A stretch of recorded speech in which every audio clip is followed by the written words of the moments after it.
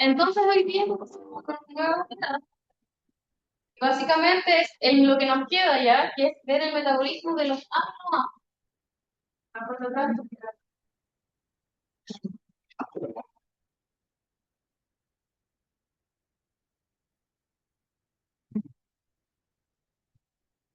Para el ya va a poner con esta materia, ¿sí? Metabolismo de aminoácidos. De esto va a ser el último control.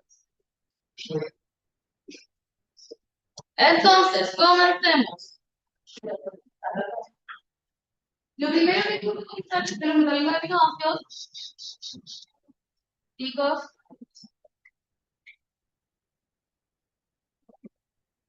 lo primero que tengo que comenzar el metabolismo de los aminoácidos, básicamente de dónde los obtenemos, que obviamente es de las proteínas, ¿sí? Por lo tanto, para obtener aminoácidos, nosotros necesitamos consumir proteínas, digerirlas y de ahí vamos obteniendo aminoácidos que podemos utilizar en nuestro cuerpo. Entonces voy a comenzar hablando un poco sobre la digestión de proteínas, ¿saben? Fisiología igual lo vieron, estoy segura. Donde vemos que donde principalmente comienza la digestión de las proteínas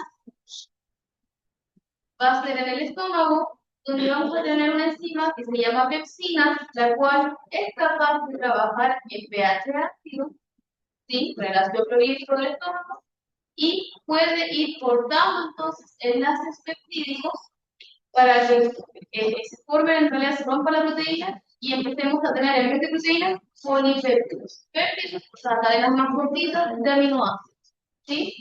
Entonces, lo primero que vamos a hacer es que en el estómago se genera la primera ruptura de los peptídicos, donde la proteína va a pasar a ser cadenas más cortas de aminoácidos. Chicos, escucho demasiado corto.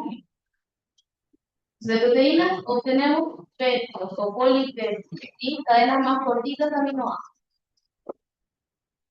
Luego entonces tenemos que esos polipéptidos van a seguir avanzando hasta llegar al intestino delgado. Y es aquí en el intestino delgado donde van a actuar diversas enzimas que van a poder ayudar a seguir cortando estos polipéptidos hasta obtener aminoácidos o dipéptidos o cadenas muy cortitas, ¿sí? En este caso, entonces, tenemos estas enzimas que las desincolinoideas, tripsina, quimitripsina, la de las casas, las carbohidratos A y B. Todas estas enzimas son capaces de trabajar aquí en el intestino delgado para cortar los polipéptidos y así empezar a tener cadenas mucho más cortitas de aminoácidos. De aquí entonces vamos a empezar a tener quizás aminoácidos de cadenas de 2 aminoácidos, 3 aminoácidos, con cadenas mucho más cortitas, a las cuales nosotros le decimos oligopéptidos. Son cadenas cortitas de aminoácidos. ¿Sí? Ahí sí.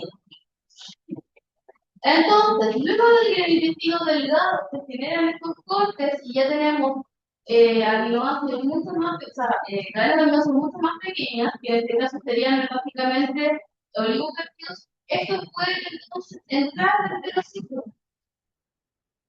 Pueden entrar al enterocito, o sea, las células que son del intestino, y dentro del intestino también de las células intestinales, los enterocitos tenemos enzimas que son las dipeptidatas y las tripeptidatas, que son capaces también de seguir cortando hasta que obtengamos aminoácidos.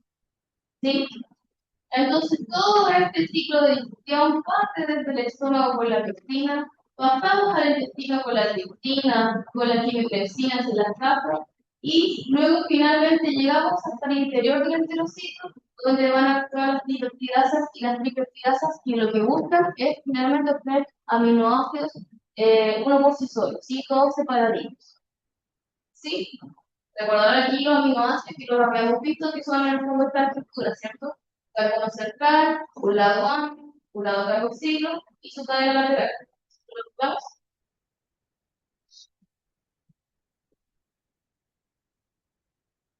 Entonces, básicamente, pues lo mismo que estaba comentando, aquí va generándose el corte de proteína, polipéptidos, finalmente los oligopéptidos y aminoácidos.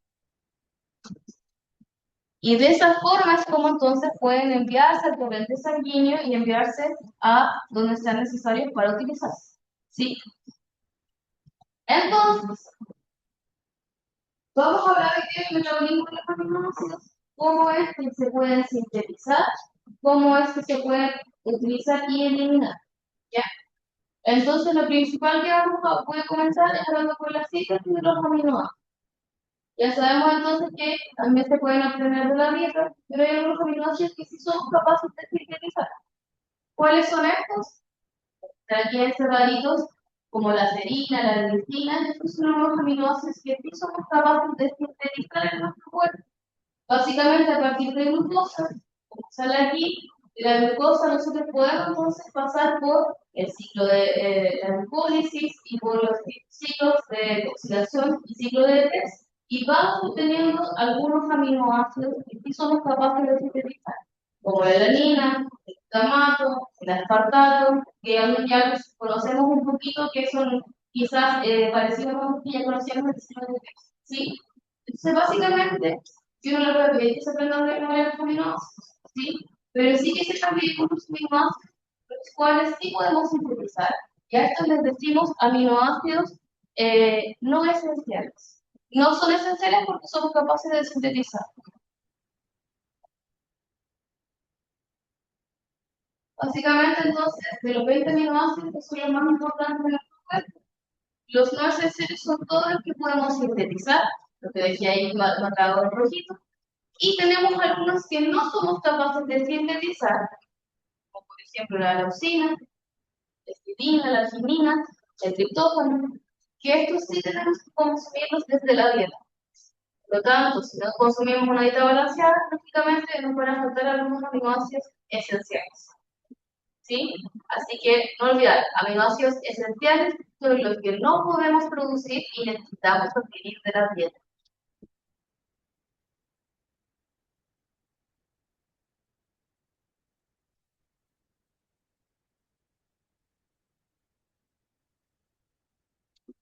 Entonces, básicamente, nosotros podemos ver que estos aminoácidos que consumimos, los esenciales, eh, en el fondo son utilizados para poder sintetizar proteínas, ¿sí? Tanto los aminoácidos que consumimos, bueno, mayoritariamente los que consumimos, van a ser los de la dieta que nos van a permitir poder sintetizar proteínas. Entonces, nuestra síntesis de proteína es muy dependiente de la cantidad de aminoácidos que tenemos y que consumimos, ¿sí? Entre más aminoácidos consumimos, más probable es que podamos sintetizar proteínas, ¿sí? Lo normal entonces es que cuando consumimos alimentos proteicos, como dice aquí, se puedan entonces liberar estos aminoácidos, nosotros le decimos aminoácidos libres, y que a partir de esos aminoácidos libres podamos sintetizar proteínas. Entonces, ojo con eso, en realidad todo lo que nosotros comemos de proteína, no, ¿sí? Si yo consumo colágeno, no llega el colágeno a mi sangre, sino los aminoácidos que componen el colágeno, ¿sí? Y ahí mi cuerpo verá en qué lo ocupa.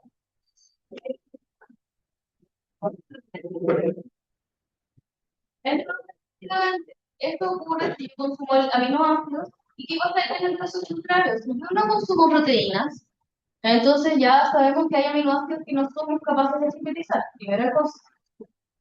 Y por último, si no consumimos alimentos en general, la inanición, por ejemplo, o una diabetes compensada también podría generarse por no comer, o sea, que no podemos utilizar los carbohidratos.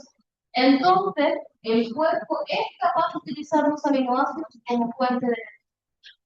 Yo creo que en el fondo las proteínas son como la tercera fuente de energía. Primero ocupamos los carbohidratos. Si no se pueden ocupar los carbohidratos, los lípidos. Y si no quedan lípidos, entonces también ocupamos las proteínas. Pero es una persona que está en emisión, básicamente con un huesito, que también se empieza a degradar los músculos. También se empieza a consumir energía a partir de las proteínas rojas. ¿Sí? Entonces, básicamente, todas esas proteínas que se vuelven aminoácidos son absorbidas, llegan a mi sangre, viajan a los tejidos donde se necesiten.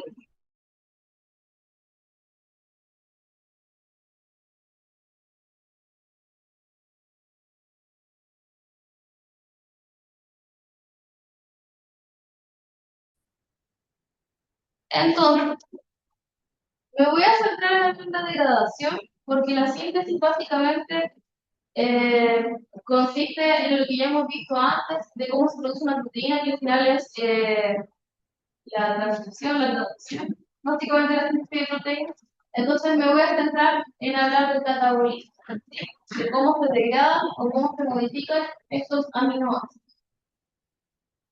Entonces, básicamente nosotros tenemos aquí nuestro aminoácido, que vamos a responder pues cualquiera porque tenemos que la natural que sabemos cuál es, y tenemos que saber reconocer entonces, si yo le muestro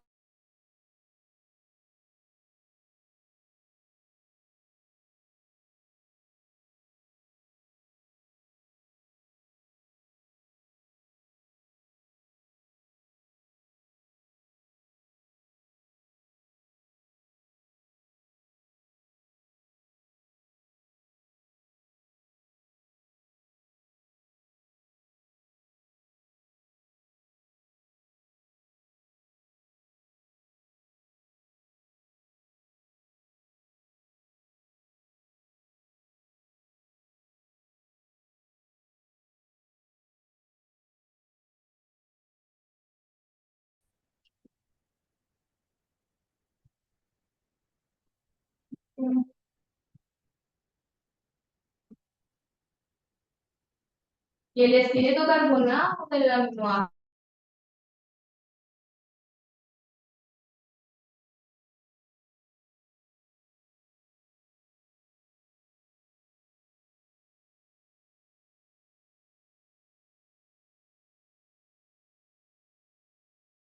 carbonado para utilizarlo de intermediario en el ciclo de Krebs. ¿Sí? O sea, a partir del esqueleto carbonado, nosotros obtenemos energía. Y por otro lado tenemos el lado amino. Este lado amino básicamente se puede reciclar, se puede utilizar en algunas rutas metabólicas y si no, se puede desechar por el ciclo de la urea.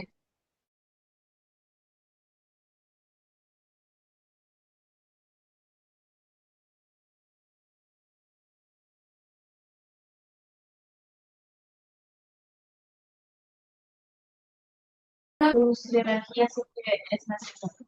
¿Sí? Uno hace aquí la división entre el lado amino y el lado carbonado. Como vemos aquí, los distintos aminoácidos, eso nosotros ya lo sabíamos por la gluconeogénesis, pueden generar glucosa, ¿sí? Pueden generar intermediarios como, por ejemplo, convertirse en piruvato o en oxalacetato, lo habíamos visto, ¿cierto? En la gluconeogénesis. Entonces, básicamente tenemos distintos aminoácidos que pueden ingresar al ciclo de la glucosa, que pueden en el fondo meterse al ciclo de Krebs y producir energía, como por ejemplo los que están acá, que se pueden convertir en alfa-ketoglucarato, o aquí en fumarato, en extracetato, en 5A. Hay muchos aminoácidos, no necesito que se aprendan cuáles forman cuáles, ¿sí?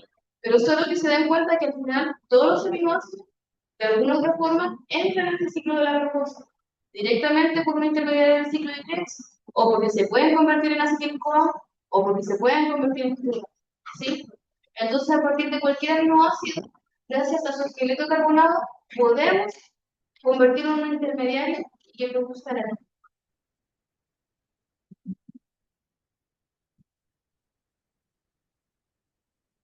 Y básicamente esto ocurre así. Nosotros comemos proteínas, se degradan toxinas, y estos aminoácidos entonces pueden ser utilizados para producir proteínas, ¿sí? En la síntesis de proteínas. Si no se utilizan en la síntesis de proteínas, entonces también se pueden ocupar en algunos componentes como neurotransmisores, como dice aquí, en la membrana de las células.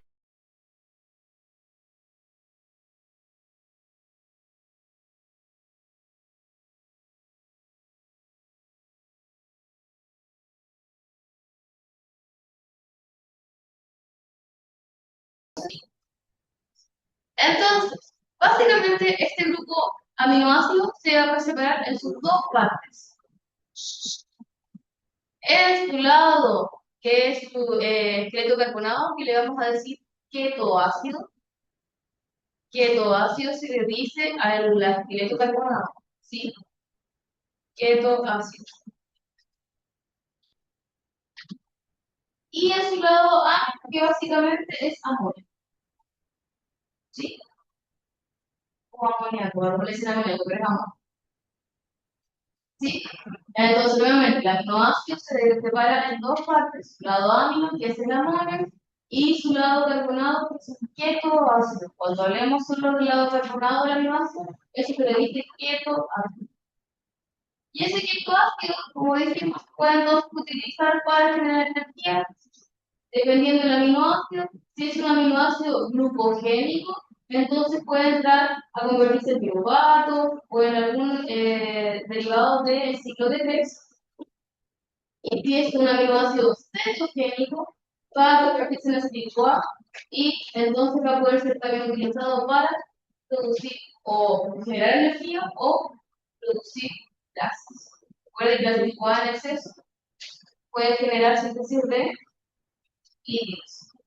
Por lo tanto, si yo consumo muchas proteínas, pero yo no utilizo mi cuerpo como para tanto requerimiento de proteínas, las proteínas van a pasar por este sistema y si yo no necesito energía, entonces, ¿qué van a hacer? Convertirse en grasas y glucógeno.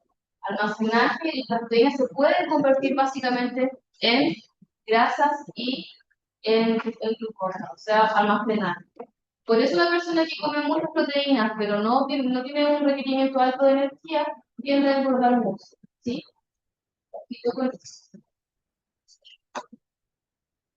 ¿Cómo está ahí? ¿Se entiende eso? Hasta ahora no se entiende que los aminoácidos tienen dos partes, un lado amino y un lado ketoácido. Y ese lado ketoácido puede ser utilizado para producir glucosa o para producir, en el fondo, acetil-CoA. Si produce el piruvato o algún componente del ciclo de Krebs, les decimos aminoácidos glucogénicos. Y van a servir o para hacer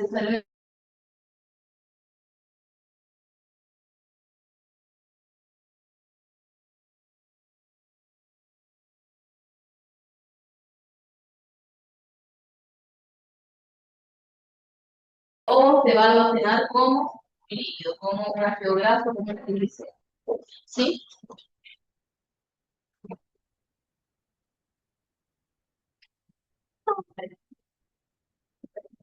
A esta preparación del lado ketoácido, del lado amino, le decimos desaminación, porque le estamos quitando el amino al esqueleto carbonado. ¿Sí? Entonces, cuando hablamos de desaminación, básicamente es esta separación, que me queda a un lado la muñeca móvil y al otro lado el esqueleto carbonado. ¿Sí? El ketoácido. Ahí vamos a ver cómo ocurre la.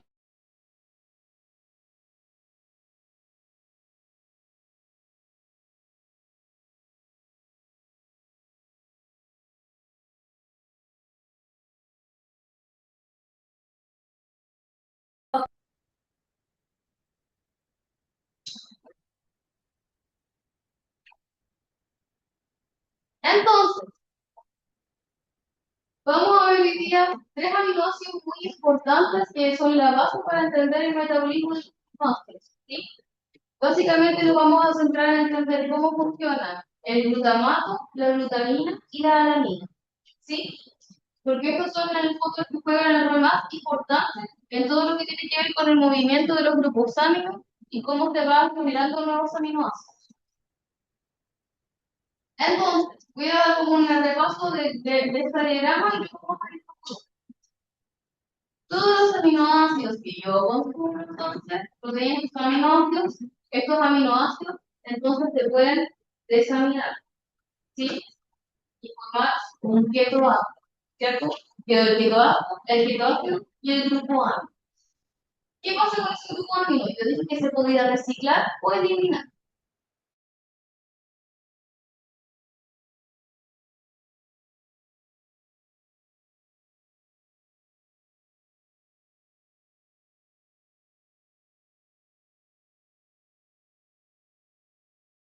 Realmente nosotros siempre en nuestro cuerpo tenemos alfa-ketobutarato. ¿Lo recuerdan? ¿Dónde lo vieron?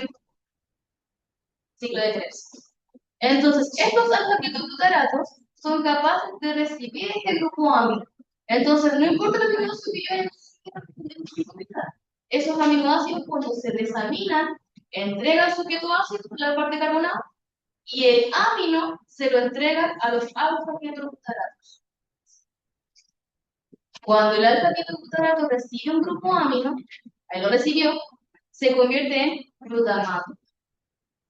Por lo tanto, constantemente cuando nosotros consumimos proteínas y obtenemos esos aminoácidos, todos los aminoácidos lo que hacen es entregar, si no son utilizados para producir proteínas, lo que hacen en el hígado es desaminarse, separar su lado esquelético y el grupo amino se lo entregan a un alfa-ketoglutarado. Esto ocurre en el hígado. Para todo el metabolismo que estamos viendo, eso es el hígado. Entonces los alfa-ketoglutarado se convierten en glutamatos. ¿Sí? ¿Hasta ahí sí?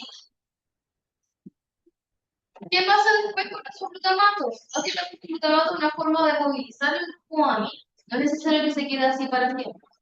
Entonces, el glutamato puede después entregar este grupo amino que se vuelva amonio y después eliminar por el ciclo de la urea y que se vaya por la orina. Esta es una forma entonces de poder movilizar el grupo amino para después sintetizar.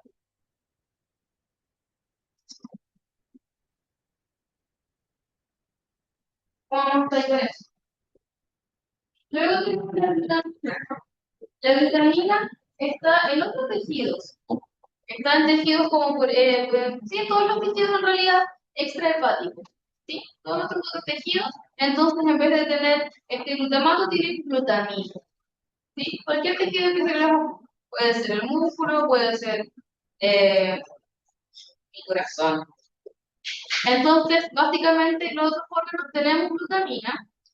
Y esta glutamina, nuevamente, esta glutamina es capaz de movilizarse hacia el hígado, poder mover entonces todos los aminos que yo ya no quiera utilizar, poder entregarlos en el hígado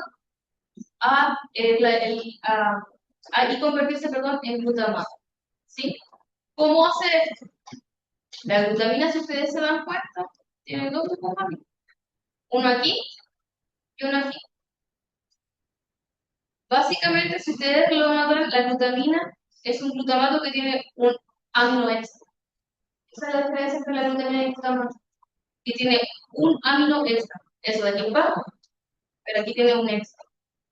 Entonces, básicamente, la glutamina es muy buena para transportar grupos amino, porque tiene la capacidad de tener dos grupos amino, el suyo propio y uno extra en su cadena lateral. Por lo tanto, la glutamina es capaz nuevamente de desaminarse, liberar un grupo amino para desecharlos y convertirse en glutamato. Después vamos a ver uno por uno separado con dibujito y todo, ¿no? Un poco y por último tenemos a la alanina, que esta va a ser solamente, se va a encontrar en los músculos. Ojo con eso, la alanina solo está en los músculos. Y esta alanina, nuevamente, es capaz de transportar grupos amino para poder después desecharlos, pero aquí vamos a ver que cuando la alanina se desamina, se convierte en piruvato.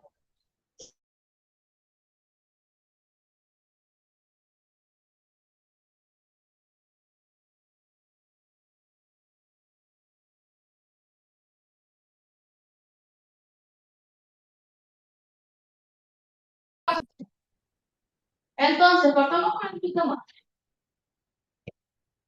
Básicamente, entonces, aquí lo que estábamos comentando es que todos los aminoácidos son incapaces de entregarle al alfa-ketoglutarado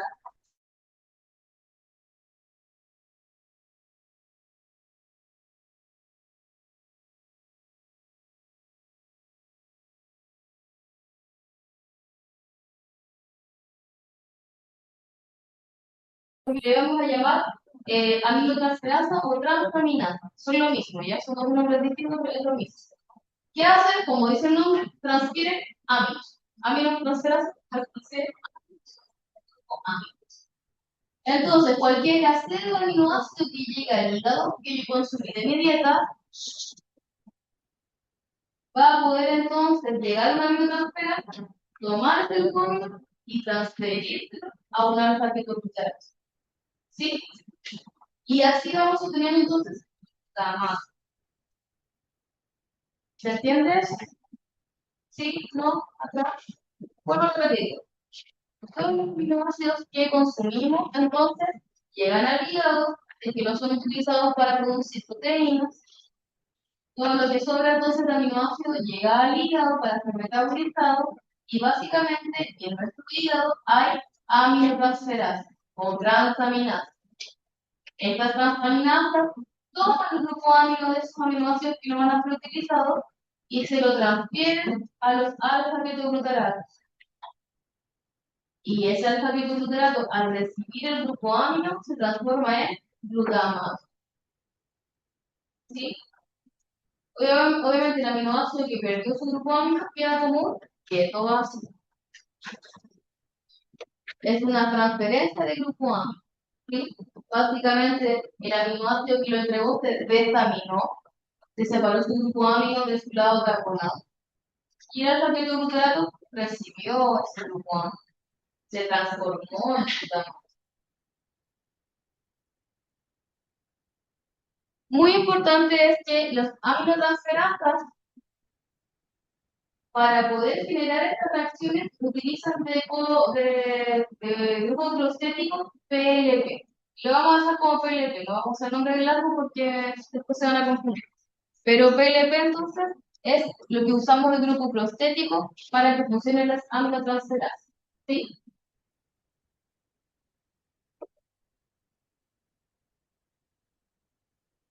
Entonces, nuevamente les dejé igual el punto de eso. Los aminoácidos llegan al hígado, entonces son transaminados, ¿sí? O desaminados. Se les quita el grupo amino, se les transfiere la carga. ¿Me va siguiendo o no? Allá atrás. Sí, no. ¿Sí o no? Para saber si tengo que hacerlo de otra forma. Entonces, básicamente, esta PLP, ahora está, es el fosfato de piridoxal, va a transferir el grupo amino al alfa-ketoglucarato para que se forme el glutamato.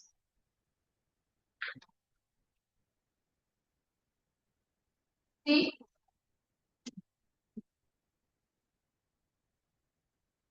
Entonces, vamos a ver que hay distintos tipos de aminotransferasas, ¿sí? Pues, de hecho, cuando uno se hace un examen de sangre, a uno le miden las transaminasas para ver cómo está el hígado.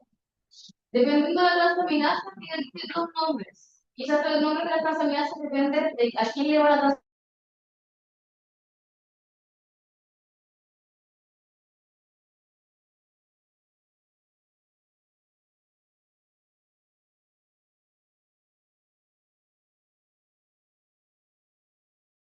Que sirve entonces para generar el piruvato y glutamato, que es cuando veamos la transaminación de la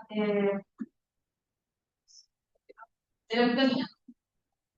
Y tenemos también, por ejemplo, la ACT, que es el aspartato, o la GOT, que es el glutamato con oxalacetato. Básicamente, cada una de estas va a cambiar su nombre simplemente dependiendo de lo que está formando o a quién le está transfiriendo el grupo amino, ¿sí? Pero yo en específico no necesito que aprendan cada uno de los nombres porque son muchos los transaminasas que existen, pero sí entender entonces que cada grupo, cada movimiento que hay tiene una transaminasa distinta, ¿sí? Si yo estoy formando, por ejemplo, aquí de ketoglutarate, de alfa ketoglutarate a glutamato, esto es una aminotransferasa en específico que va a estar generando esta reacción. No es que la misma transaminasa haga todo o mueva cualquier molécula. Hay una transaminasa específica para cada formación de aminoácidos. Y de hecho, como yo ya estaba comentando, se miden mucho las transaminasas. Por ejemplo, sobre todo en afecciones en problemas hepáticos, cuando las transaminasas se elevan mucho, se habla de que hay un problema hepático.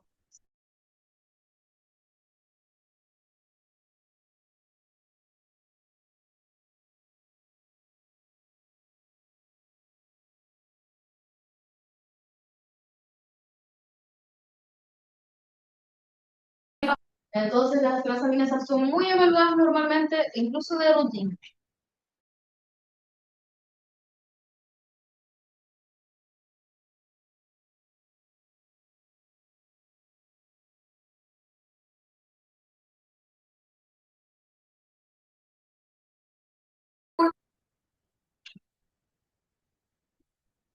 Entonces, como yo les dije, las transaminases usan un grupo proteínico y es la piridoxal fosfato o PLP, PLP.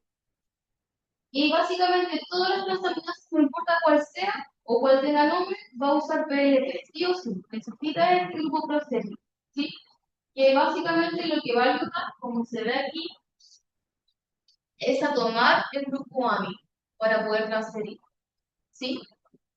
Entonces, básicamente, como es aquí, funciona como un transportador del grupo amino en este sitio de la enzima. Va a ayudar básicamente a cargar, a transportar el grupo amino. Entonces, cuando les digan piridoxamina fosfato, si dice amina, es porque está transportando el grupo amino.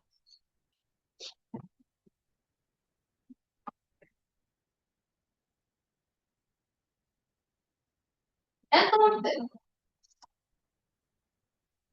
¿se entendió lo del glutamato? ¿Sí? ¿Cómo formamos glutamato?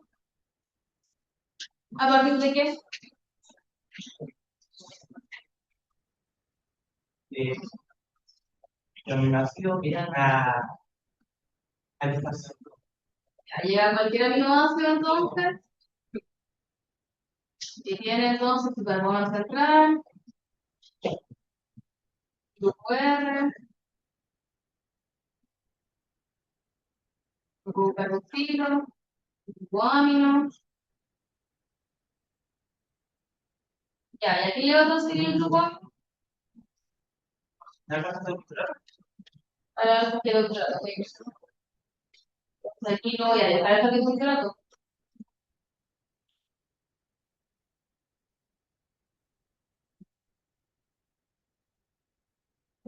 Entonces le entregamos este grupo amino y se forma. ¿Qué se forma? Alfa ketoglucerato más grupo amino que forma. ¿Recuerdos? Sí. Glutamato. ¿Sí? ¿Y qué más? ¿Cómo se llamaba lo que sobra? Y un ketoácido.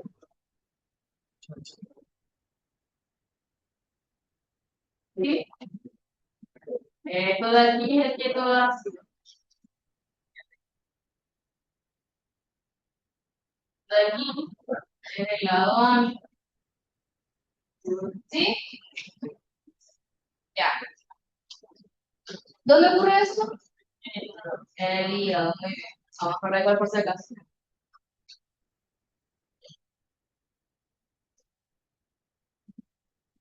Básicamente eso. Sigo entonces.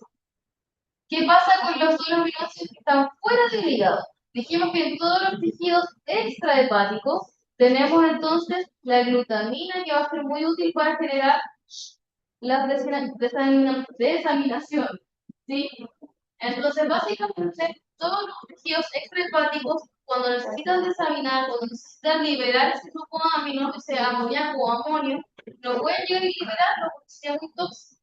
¿Sí? Necesitan pasárselo a algo que pueda transportarlo, porque si tuviera en sangre libre ese amoníaco, no moriríamos, es muy tóxico. Por lo tanto, para eso existe la glutamina, que la glutamina básicamente lo que va a hacer es poder transportar de forma, sin generar daño, sin que se vuelva tóxico, poder transportar ese lado amino de los aminoácidos, ese amoníaco que tienen los aminoácidos. ¿Sí?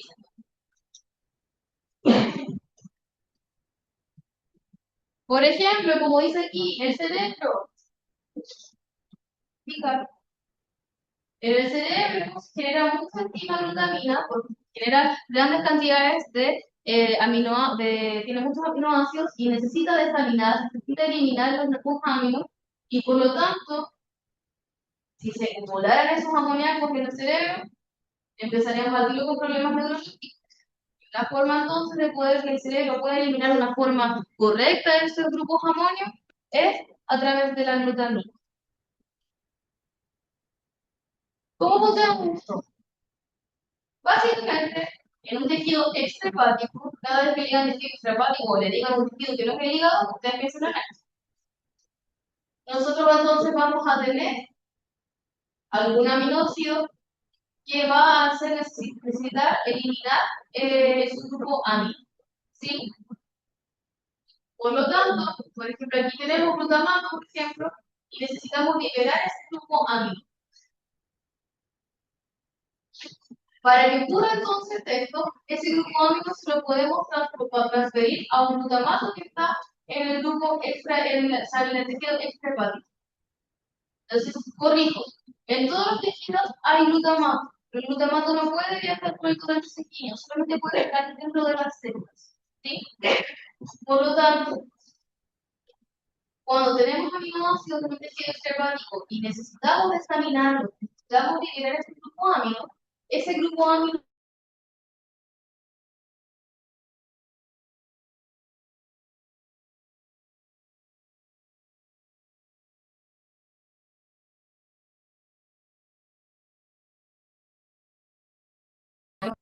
cuando el glutamato recibe un segundo grupo amino, se convierte en glutamina.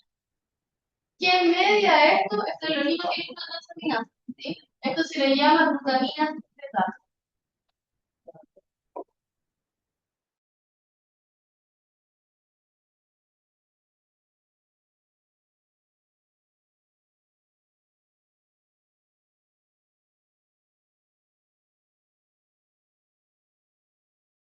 Una glutamato.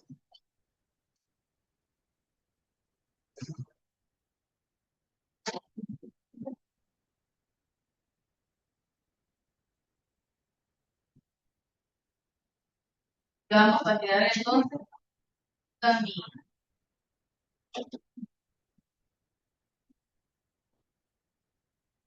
Glutamina secretada.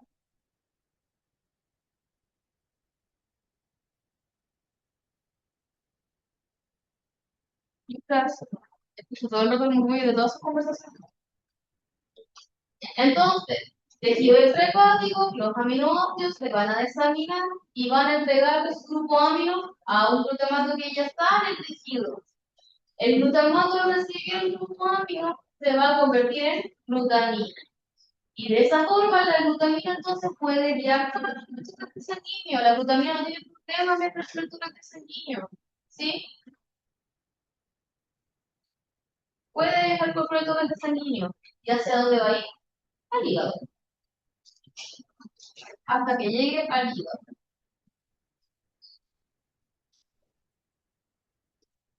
¿Sí? Básicamente, entonces siempre vamos a ver que el lugar final para metabolizar los aminoácidos tiene que ser el hígado. ¿Ya?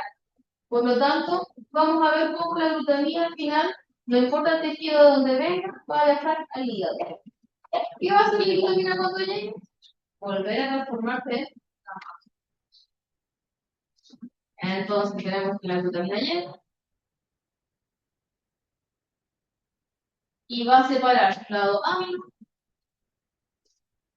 y al hacer eso va a volver a ser glutamato. ¿Sí? Se vuelve a separar. ¿Quién hace eso? La glutaminasa. La glutaminasa ayuda a controlar eso.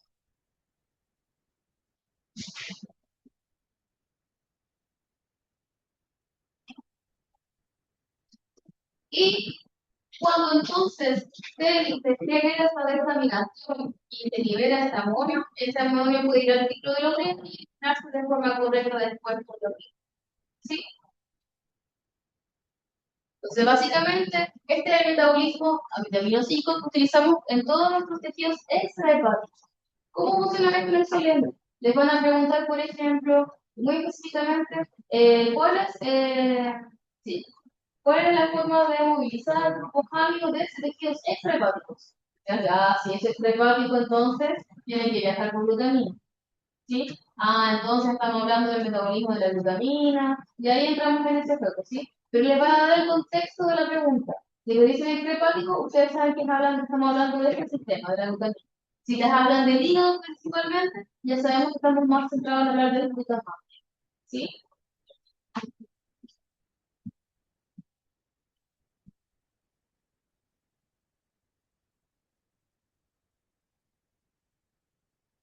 Entonces, básicamente, el rol de esta glutamina es que podamos movilizar todos los grupos aminos de forma no nociva hacia el hígado. Esa es su función, ¿sí? Como vemos aquí, básicamente, El glutamato convertimos en glutamina y después volvemos a volverlo glutamato cuando queramos liberar. Para este es el paso a paso de la glutaminasa, pero de la sintetasa. Entonces, básicamente, vamos a ver que se genera este movimiento para poder transportar los grupos amino de forma correcta. Importante, como dice aquí, la glutamina sintetasa tiene una reacción irreversible.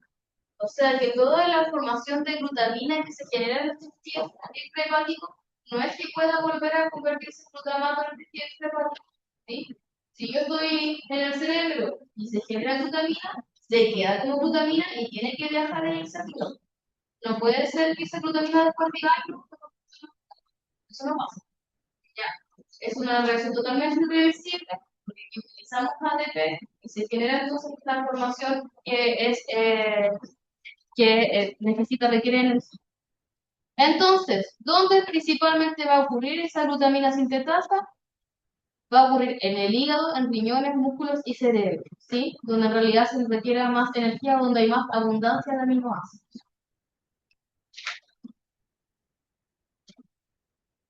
¿Sí?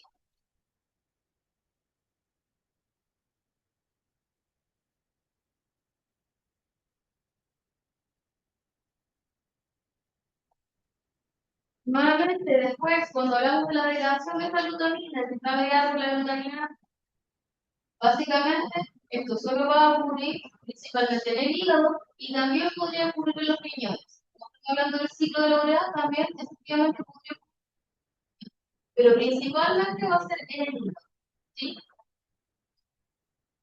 Y como sale ahí, es una forma entonces atóxica, no tóxica, de que se elimine correctamente todo el amoníaco, ¿ya? Para que no se acumule en nuestro cuerpo y no quede alojado en ningún tejido.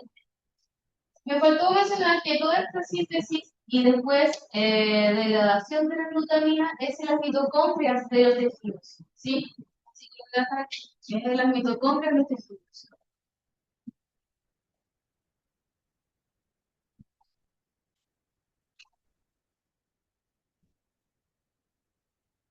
Entonces, lo repito una vez más y paso a lo siguiente. En los tejidos extrahepáticos, dentro de las células, en las mitocondrias, van a haber aminoácidos que van a necesitar desaminar. Cuando se desaminan, gracias a la enzima glutamina sintetasa, va a poder entregar un grupo amino a un glutamato.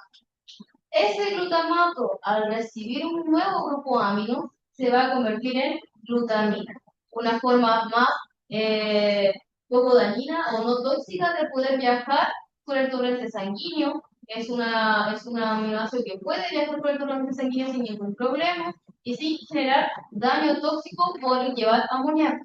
¿Sí? El amoníaco no puede viajar libre porque sería muy tóxico.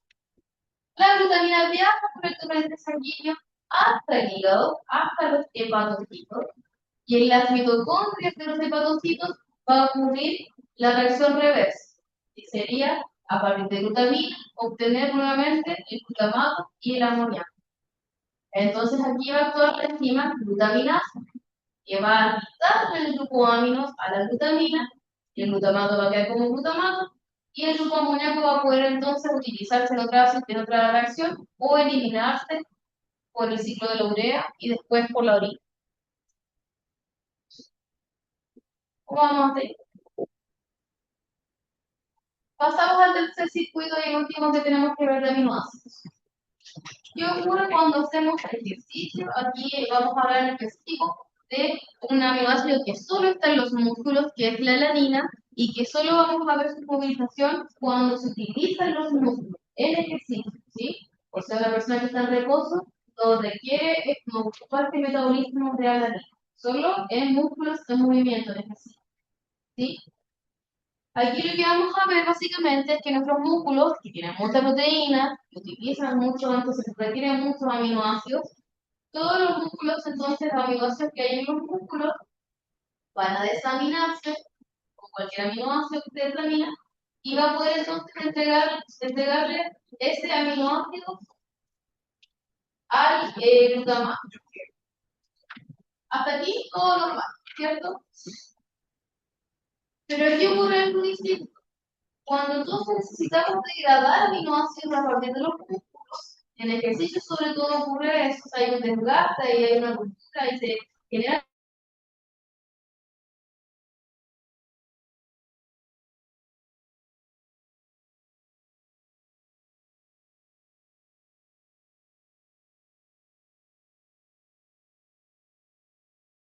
piruvato. Es distinto a lo que ocurre en todos los ejercicios. El glutamato entonces le entrega su grupo amino al piruvato. Y el piruvato, al decidir ese grupo amino, se convierte en alanina. Aquí nuevamente, alanina, aminotransferasa. O sea, una aminotransferasa hace esta transferencia. Le quita el grupo amino al glutamato, se lo entrega a un piruvato. Y así entonces obtenemos alanina. La alanina nuevamente fácilmente puede viajar por el torrente sanguíneo, llegar al hígado, entrar al hígado y entregar nuevamente el grupo amino. ¿Se dan cuenta tanto la glutamina como la alanina se transportan? Esa es su función, transportar. En situaciones distintas, pero transportar.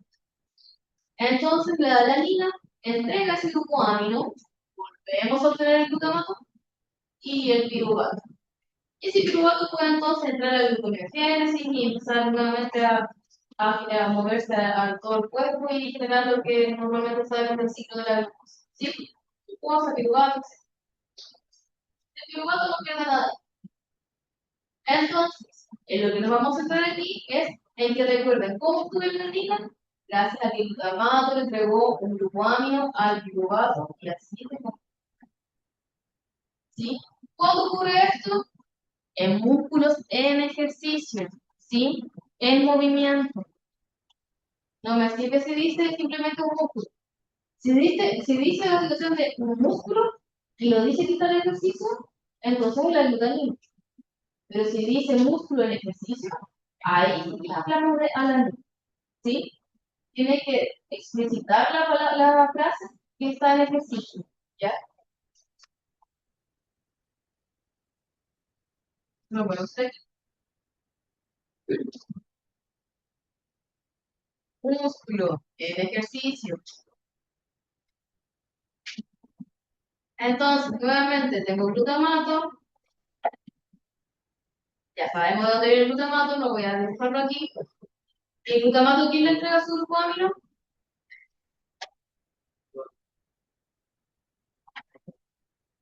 Al piruvato.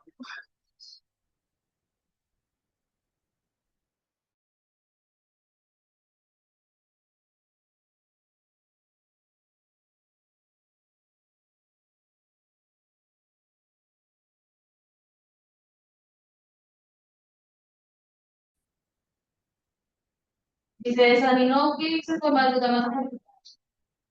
Alfa ketoglutarate.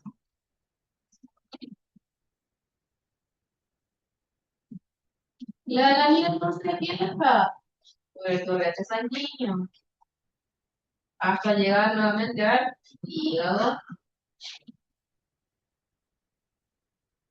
Entonces aquí tenemos a la alanina que se puede desaminar.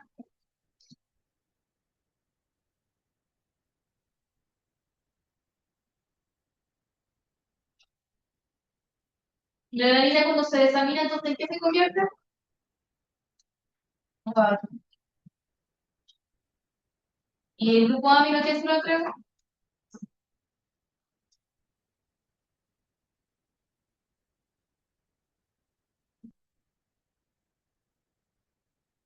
¿Cuál es el entrego? A la alfa ketoglutarate.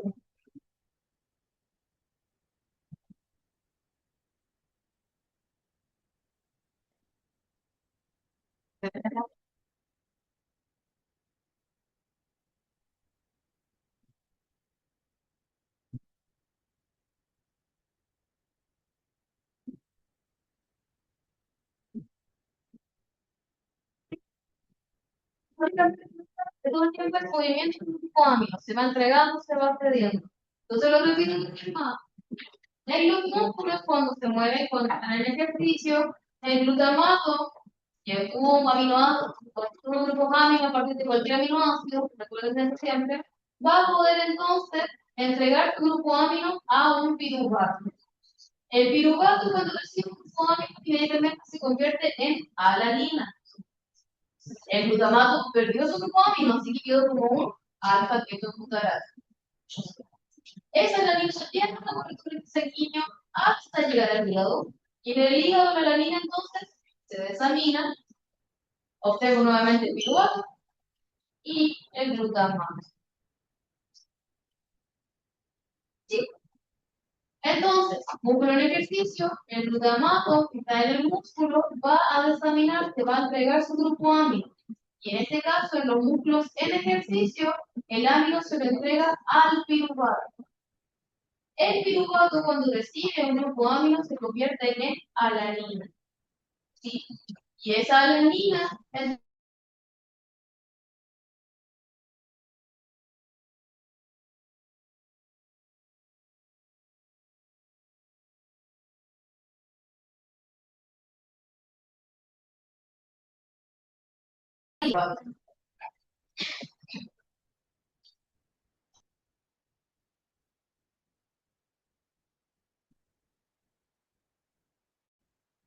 no que algo muy importante, que la que está haciendo todo ese trabajo es la aminotransferasa o ALT.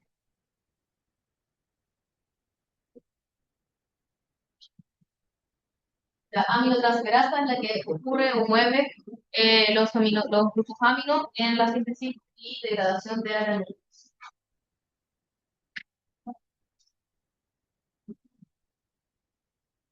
Entonces, básicamente vemos algo así.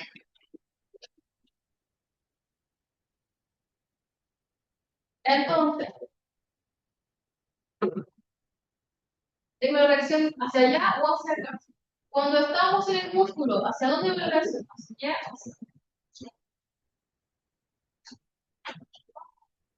Hacia acá. En el músculo yo tengo glutamato y piruvato. El glutamato le entrega el grupo amino al piruvato, se convierte en alanina y luego en alfa fetosa. Hacia acá está cuando es en el músculo. Y luego cuando se viaja hasta el hígado, en el hígado pasa justo la reacción inversa. La alanina que llega al hígado le vuelve a entregar el grupo amino al alfa ketoglutarate y convertimos todo en piruvato en glutamato. Hacia acá entonces, hacia la izquierda, es la reacción que ocurre en el músculo. Hacia la derecha, lo que ocurre en el hígado.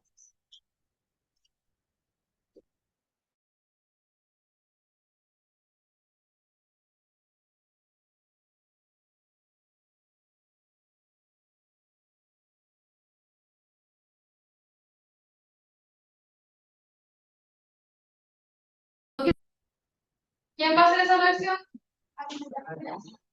Las aminotransferasas, la alanina aminotransferasa. ¿Y qué obtenemos de eso? Alanina y alfa ketoglutarasa. ¿Sí?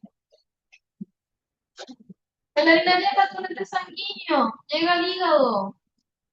Entonces tenemos la alanina que va a tener que entregarle su grupo amino a un alfa ketoglutarate y entonces se va a convertir en piruvato y glutamato.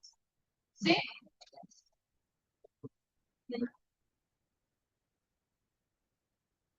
¿Se entiende entonces esto? Al final lo hacen por allá o por acá, dependiendo de dónde está. Entonces, el resumen de lo que hemos visto hasta ahora. Básicamente, entonces, tenemos que la vitamina viene de tejidos extrahepáticos, ¿sí? Y cuando llega entonces al hígado, en las mitocondrias, va a dar la vitamina A y lo va a poder transformar nuevamente en glutamato. Y al desaminarse también obtenemos el amonio, que va a poder después entrar al ciclo de la urea y eliminarse correctamente. De cualquier aminoácido que haya en nuestro cuerpo que llegue al hígado, esos aminoácidos pueden entregar su grupo amino a un alfa ketoglutarate y convertirse en glutamato. Cuando el aminoácido pierde su grupo amino, se convierte en aminoácido. Y entonces el glutamato puede entrar al mitocondrio de la célula del hígado y también desaminarse y lograr entonces generar amonio que va a poder ser metabolizado y eliminado por la orina. En los músculos, el ejercicio, tenemos la alanina que viaja por el torrente sanguíneo. Cuando llega entonces a la célula hepática, nuevamente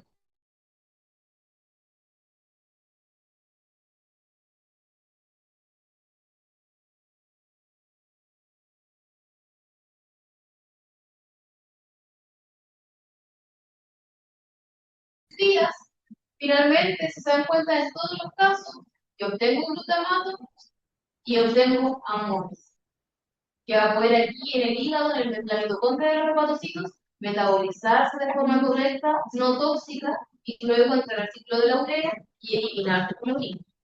¿Sí? Tres ciclos distintos de cómo poder entonces obtener ese amonio en el hígado de forma correcta. ¿Se entiende?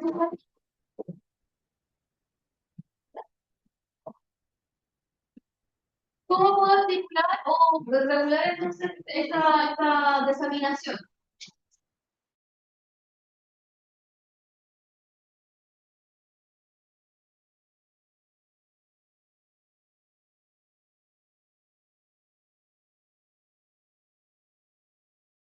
Usando glutamato de deshidrogenasa. Y para regular o estimular esa deshidrogenasa, básicamente se puede estimular con ADP y se puede inhibir con GTP, ¿sí? De forma alostérica. Entonces tenemos aquí como moduladora positivo ADP y negativo GTP, ¿sí?